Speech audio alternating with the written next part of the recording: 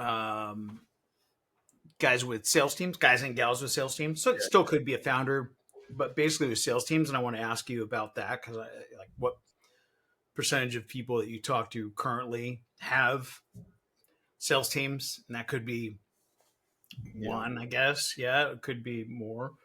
But I think that's a good avenue just because they have like they have a sales process in place. A lot of the founders don't, right? They're like they've just relied on referrals, and so they don't even have a sales process, let alone someone who could field opt-ins and call on the opt-ins that come in through the sales funnel.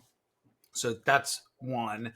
And then the others we're finding is like the ones that we're having the most success with, the clients we're having the most success with are the ones that have a clearly defined solution to a clearly defined problem. Yeah. What I mean by that is not like, hey, yeah, we can kind of help anyone, reduce their Azure costs. Like, okay, who else can do that? Well, a lot of people can. Like, okay, great. Well, it's almost like thinking about it from a USP standpoint. Like, what's your USP? Right. Well, we can do a lot of things. Yeah, I know. Guess what? So can everybody. Right. So, like the ones we're having success with are like ones that have clearly defined solution. Like, hey, anyone that is using Firemon security, cybersec platform, and helping them migrate either onto or off of that. Like that is very specific. I didn't even know what the heck Firemon was, right? So they're not saying, hey, we can help anyone that's trying to migrate to a cybersec or looking for a cybersec option. It's a very clearly defined solution to that clearly defined problem. Yeah. So those are, but I have to figure out how we put the messaging out for that, because that one may be a little bit harder to explain. But yeah, you mean just as pertains to the sales aspect of a sales team existing? Your mic doesn't sound, you sound echoey. I just realized that. I took my earpiece out. How's that? Better? Mm-hmm. Echo. There's no echo on my end. Let's see. It still sounds a little. Are you using your mic? That's weird. Yeah, echo cancellation's on. Look, but your mic is on that setting on the. Yeah. Okay. Cool. Yeah. Yeah, well, let me think a couple things, right? First with the sales teams aspect. So like there's a pretty good mix, and it depends on the size of the client as it pertains to whether or not they have a sales team in place that can take that over. Because if they don't, there's like a founder that doesn't have a lot of the response that I get when it comes to the why of why they're here. It's because they want something in lieu of a sales team. They want to be able to handle the leads when they come in instead of having an SDR, hire a full-time SDR and then go out and pay them a full-time salary to go out and pretty much generate leads from a cold call perspective. So they're looking for a lead generation marketing capacity that would expedite leads into their company, and then down the road they can hire somebody on a sales perspective. Again, that's more of the smaller company though. That's not right. Mid-size plus. Mid-size So plus. are they look? I want to make sure I'm clear on this too. Are they looking at this as a stepping stone process? So meaning like, because right now, the way you describe that, let's call it that team, that founder, right? Yeah. Is instead of if he or she is looking at, okay, do I go out and hire an SDR to basically do, proactive, to go out and fish off LinkedIn or, whatever it may be. Right. So an either or, right? So obviously our process is going to bring in, as long as you have a clearly defined solution, clearly defined problem, our process is going to bring in qualified high intent prospects, right? Yes. But where it seems like they're missing some of them are like, we'll get the opt-ins, right? Like to the sales funnel, but then they're not contacting, right? They're not reaching out to them. They're not there. And so I guess that's my question is, are they viewing this as a stepping stone to that? Meaning like, hey, I think this is going to be more effective than bringing an SDR, but at some point, then you have to build out the next part of the process, right? Because if you look at things from a marketing standpoint, it's always lead gen first, right? You can't hire a salesperson without a lead generation format. Yeah. So looking at it, so the first thing is they've got somebody in house that is wearing the SDR hat, but not necessarily fully dedicated SDR. So somebody's operating in that sales capacity. So I mean, recently I had one where it was the CEO and then the marketing director or CMO, and the CMO was also wearing the sales hat. They weren't ready to bring on a full-time SDR, but they know they're going to need one. But they fully relied, as is the story with a bunch of clients or prospects, on referrals to date, and then they're looking for a new lead generative opportunity, and then hire a full-time SDR once the leads are kind of churning and they know they have the capacity to pretty much feed the SDR in that context. Again, it's very dependent though on, again, size of client, because mid-sized clients plus, all of these meetings that I'm having with clients of that size, they're bringing in, on the call, it's the CEO, it's the marketing leader, it's the sales leader, or directly. And so it's a much broader, they've got a team, but the team's not being fed enough. They've got 2 or 3 SDRs in there, but it's all referral, cold outbound reach. They haven't paid ads before, done paid ads before. If they have, it's, and this is a quote for the last 2 meetings, hundreds of dollars in paid ads on Google, so it's nothing where they know what they need. They know the capacity in which they need it. But the conversation is built around like, hey, we don't have enough leads to feed either the existing SDR team or a future SDR team to bring in an SDR. Okay. That's kind of my thoughts too. That's kind of where I'm. That's good to know, because that's kind of my thoughts, is those are the types of folks that we can help the most, is the ones that are either trying to use it as a transition to start with the lead gen side first, like, okay, cool, let's go out and get qualified high intent prospects to our clearly defined, problem with our clearly defined solution, Right. knowing that it's not going to be a cure all, right? In terms of like, hey, great, like, like people are opting in, like, now what? Like, well, you got to call them. Like, speed to leads really, really important, right? So, Right. especially a cold audience, and I think that's one of the, uh, you know, one of the gaps that they have to understand to bridge is hey, a cold prospect that doesn't know you is completely different, and a completely different process than a warm referral that gets passed along to you. Yeah. Yeah. That's definitely a talking point for sure. As far as the rebuttals of, well, what have you done in the past? Well, we built our reputation off of relationship building, and it takes time to build relationships. And a lot of those relationships come through referral.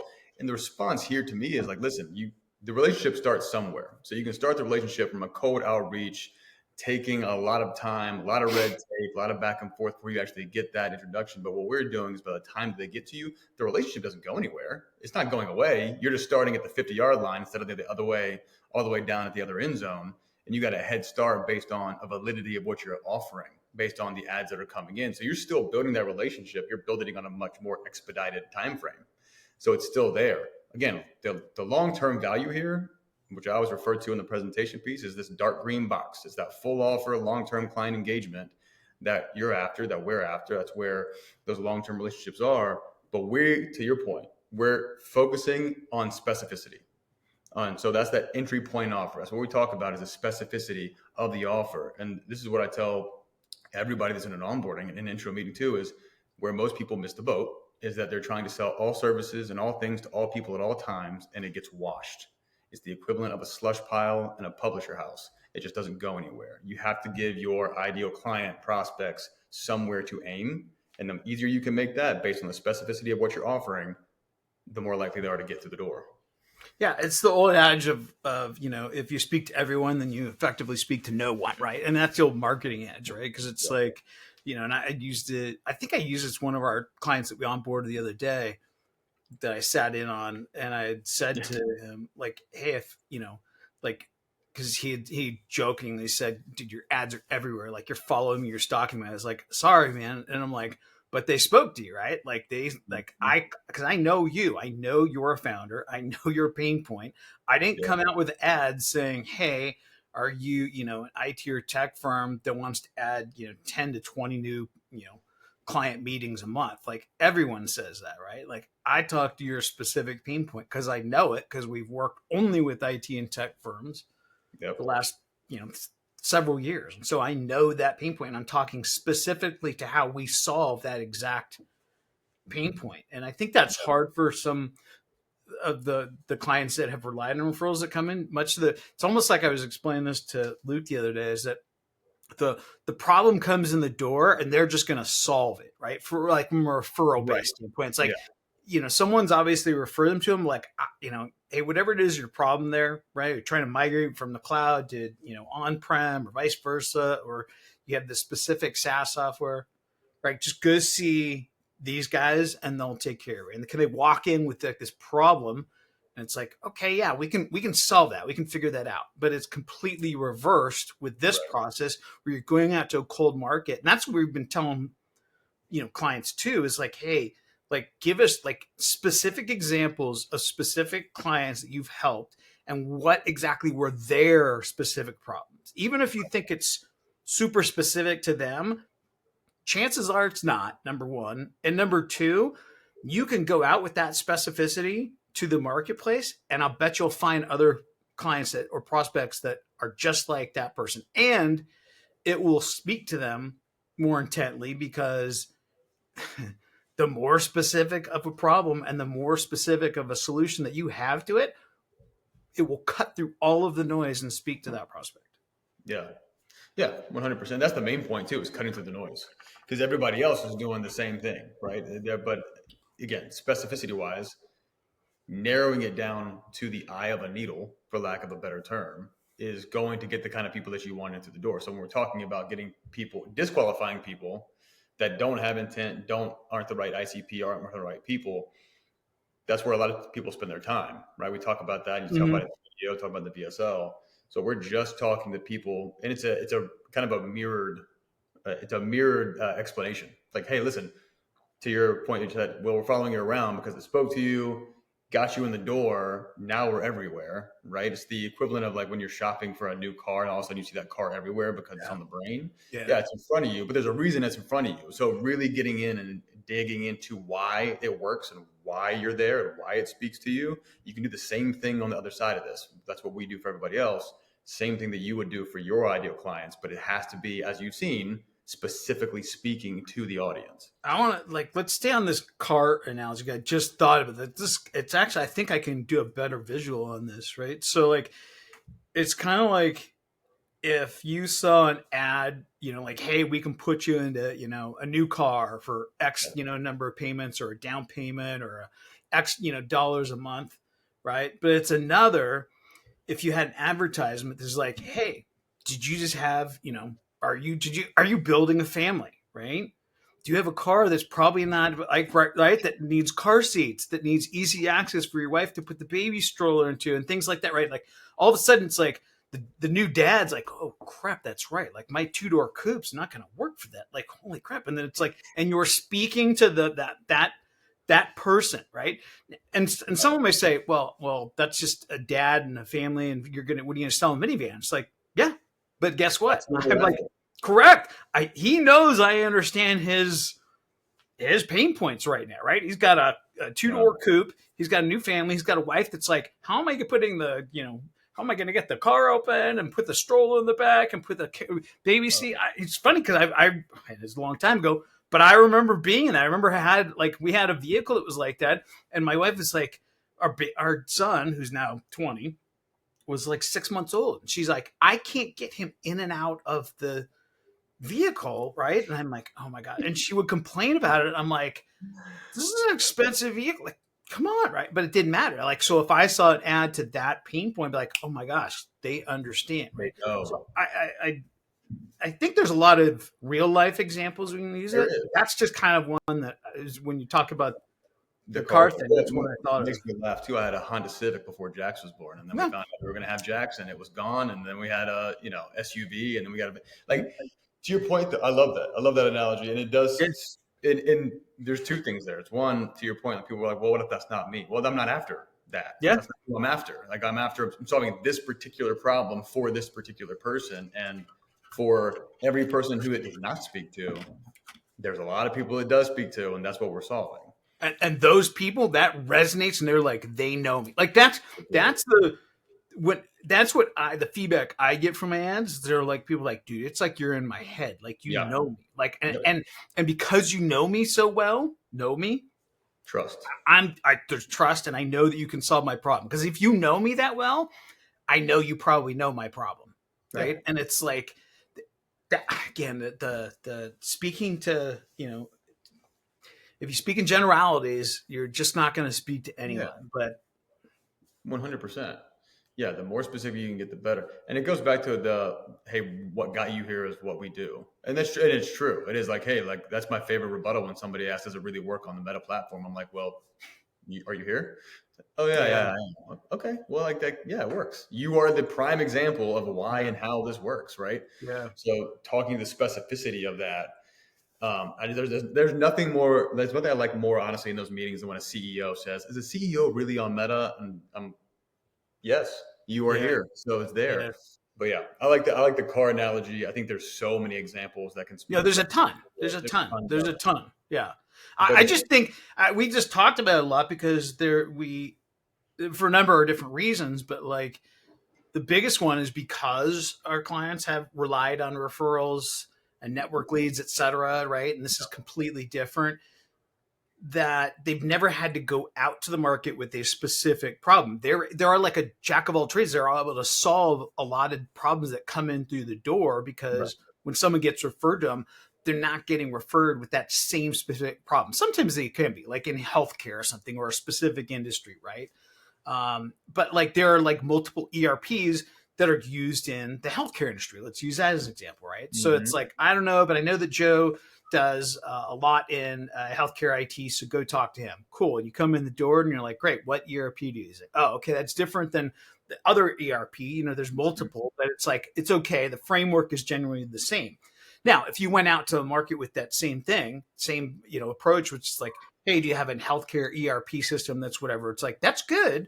But if you went out and said, hey, do you have are you in healthcare and IT and you have a specific ERP? I don't want to name any of them, Yeah, right? That you can nail the issues that came up with your other client that you solved with that healthcare ERP platform, that specific ERP platform and the specific problem, you're going to speak to other people out there who had that same issue, right? That you yep, can clearly present a solution. Just talking about the problem specificity, yeah, there's exactly. an assumption that like that person knows my problem.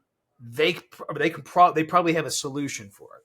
Yeah, because it implies the solution is there. Like that's where when we talk about the specificity of the scripting of what goes into the ads based on the pain points of the ICP, I always talk about like you're looking for a yes and a yes, like followed by yes. Like, hey, listen, are you this type of company? Are you experiencing this type of pain point? Looking for this type of solution as specific as you can make it. Once you have those yeses, it's because somebody's identifying with the problem that you're talking about and they're seeing it. The other thing that I've noticed, and it's a result of, tell me about what you saw in the video, tell me what you saw in the ad. When we're talking about them reviewing the video sales letter or reviewing the ad itself, they mention like, hey, the problems are the bigger piece. Like we're experiencing this.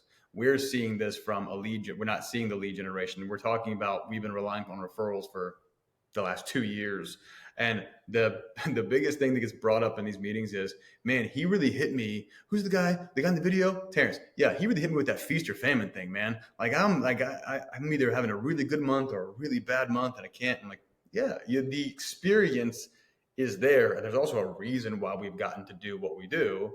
It's not only from personal experience, but it's also all the experiences that our clients come to us with that we're then solving. This is the specificity of what we solve. So you can see how it works in conjunction with these conversations. What else? What else? I guess I can't. I think you did answer my question on the sales teams. That's a good one. That's Yeah, interesting. that's a good one. Yeah. Um, Sales team piece is good because the other part of that equation within when we're talking about with companies that have a sales team in place already, and they're talking about, hey, we need to feed them, and from a sales meeting perspective, we talk about like, okay, well, you're gonna get fed via the leads themselves from a sales call, sales meeting perspective, but that's a little horse in front of the cart here, or cart in front of the horse thing, because you also have an opportunity to call these to schedule those meetings. There's multi-pronged here to keep your sales team busy to ensure that you're going to get as many of these qualified leads to the door. So, and that's always good when they have the sales team in place, because then it's like, oh, well, we don't have to worry about doing it ourselves from a founder's perspective. That's the problem, I think, with the smaller teams that don't have SDRs in place. Like, wait a minute, so I'm expected to call the ones that don't have Right. them? Yeah, you Right. are. Right. So sales teams that have that capacity and have that bandwidth, they're going to be more successful. Yeah.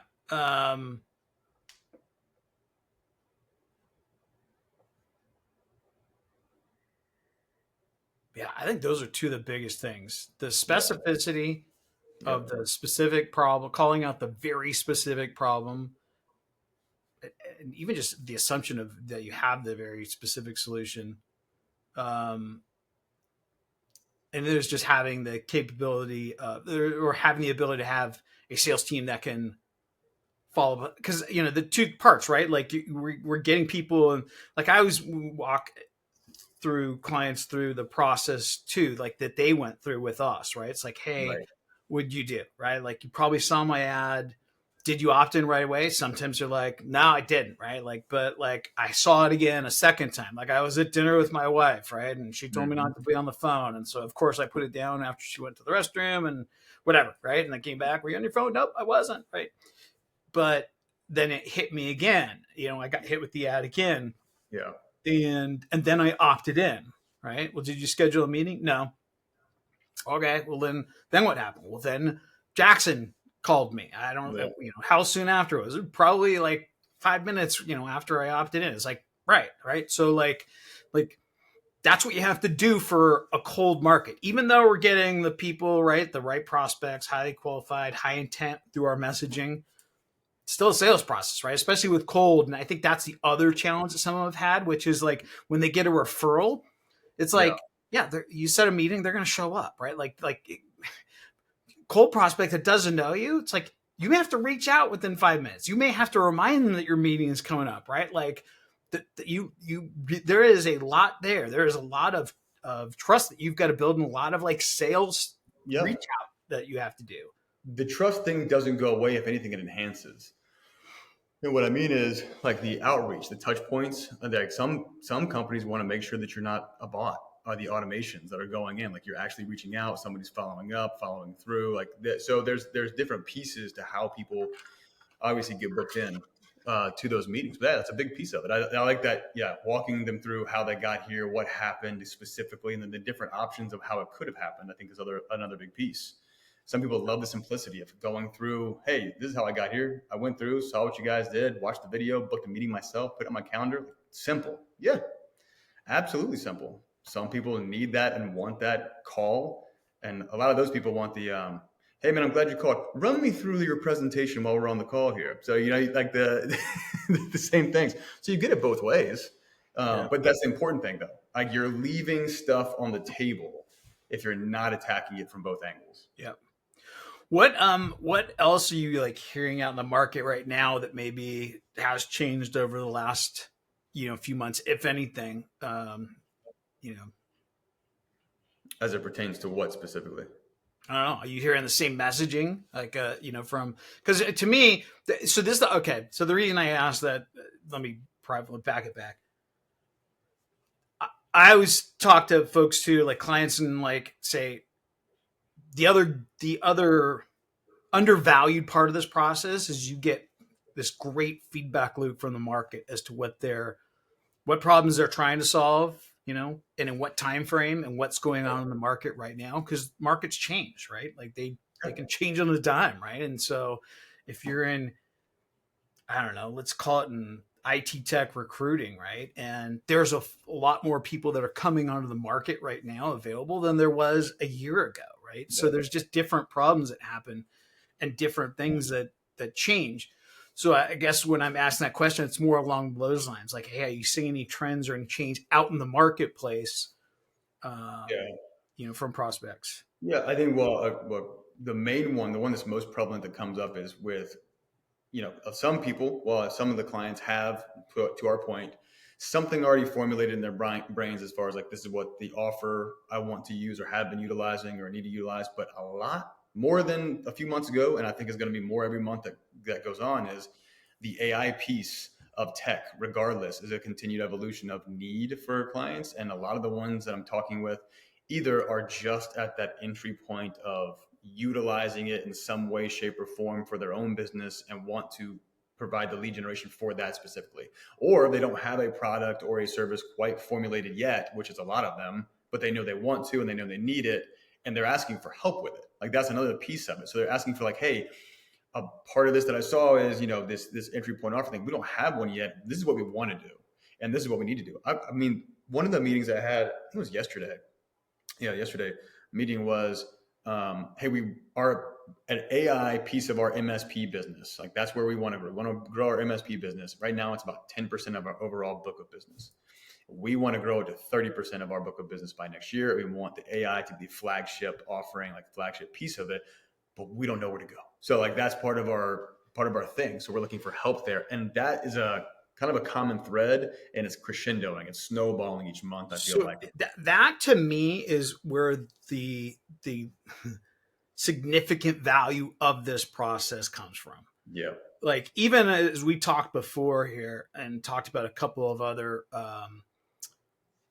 approaches within the IT tech space that we're going to take, right? I would basically, I'd get on the sales calls because it's like, I look at those as like talking with the marketplace. Like, hey, what problem are you trying to solve, right? Like that's the undervalued part of our process as well. You're going to get highly qualified, high intent prospects, but more importantly, they're going to tell you what they want to solve, what their budget is to solve it, and what their timeline is to solve that process. And especially right now with the AI piece, there's a lot of unknown. There's a lot of unknown on the marketplace as to what they want or being told that they need, from their own organization and then from the provider. And so to me, if I was anything in AI, any type of firm, and now pretty much in anything in IT and tech is going to include that. Yeah. I'd be using this process to have those conversations, Yeah. right? To formulate what the offer could be, right? I mean, that's the first thing we do every time. It's like you go out to talk to the market to find. The market will tell you. They will tell you what it is that they want, what they need, and what they're willing to pay, and what time frame. Yeah. And I had a conversation with one of our clients not too long ago that, again, this was the specificity of calling out, and he was talking about CIOs specifically. And I was like, great. And I'm like, I can tell you, because I've talked to CIOs, that what their pain point is, and that's like that they're getting pulled in two different directions, and everyone's trying to tell them to go to, that they need to involve some sort of AI. The employees all want it, but they are concerned because they have to put a gate around their data and they're securing their own organization. And it's like this, like, what do we do? Because we know if we're waiting for the right opportunity or the right offering to come wrong. But meanwhile, our employees are taking our data, dumping it into ChatGPT and going, this is awesome, right? So it's like, and the client was like, yes, like, yeah, that's what you can get. If you have those conversations with the CIO and you can understand the pain points that he or she is going through and address those and create an offer backwards of that. Yeah, reverse engineer the offer. Yes, and that's where most people are going to have to go. I mean, and I think this conversation is going to change. Like, I think it's going to change where there is going to be more specificity for a couple of different reasons. Not only what you're talking about, where, hey, the market is going to tell you. They're going to tell you what the need is. They're going to tell you what the pain point is. But a lot of the conversation right now with the prospects is, what problem are you trying to solve with the AI piece that you're looking for? Because not only, like, again, they don't have it fully formed yet. So part of our conversation is like, hey, during that first deliverable conversation, and you see it, it's part of that conversation. What are you trying to solve with this? And how do you currently hone in on solving this type of problem? And if you're not, and you want it to grow as a piece of business, I know you've been ruminating on it. The wheels have been turning. So let's talk about how we can specify this to a T to make it make sense to then take to market, because it's going to speak to people in that way. And to your point, hey, I mean, AI is a buzzword right now, right? It's one of those things that's out there everywhere. It's not going anywhere. So I'm trying to get ahead of the game and ahead of the curve here when it comes to AI. How do I do that? How do I place myself as a leader in this category within my space in order to speak to the people that are also feeling this unknown? Like, hey, I need something here. I need to understand it. It's where that AI blueprint piece comes into play. Well, okay. Yeah. Well, everybody wants to understand it. Right. you know, But so like, that's where I think this process is undervalued for exactly that, right? yeah, Is that going out and having the market tell you? Because I think the other part, the problem is like taking like that old like SaaS platform approach where you build the product and then go out to the market, and it's like, well, that, and then you start tweaking and you start making different versions based on feedback in the market. But it's yeah, like, with this AI part, it's like go to the market first, right? Like don't spend. I wouldn't spend a ton of time trying unless you have proven it with another client, correct. a specific solution to a specific problem with AI that you can go, hey, that you can go out to the market with. But if you're trying to figure it out, it's going to the market with this to Yeah, say, hey, what is it that what is it you want, need, timeline, whatever. So that's where I like even like the AI readiness workshops and things like that will give you this ability to provide value to potential prospect, but to also get their feedback and their input as to what they are willing to, you pay know, for, pay put the for, what problem they're trying to solve, and in what time frame, right? yeah, yeah, they'll tell you. It's your point. It's being specific on the back end, knowing exactly what you're providing, rather than, to your point, providing something and hoping it sticks. Yeah, completely different. Which I agree. I think the value is extensively in that model specifically, because then you are. I mean, that's that whole slow down to speed up thing, right? Let's figure it out first, come take the market. Then you're going to be ahead of the curve. Then instead of trying to tweak anything on the back end, you're playing a makeup game. Yeah, fully Yep. agree. All right. Any other closing before we wrap this one? It's a pretty good one. Yeah, use the code Jackson for. No, I'm just kidding. No, that was pretty good. All right. I'm going to stop.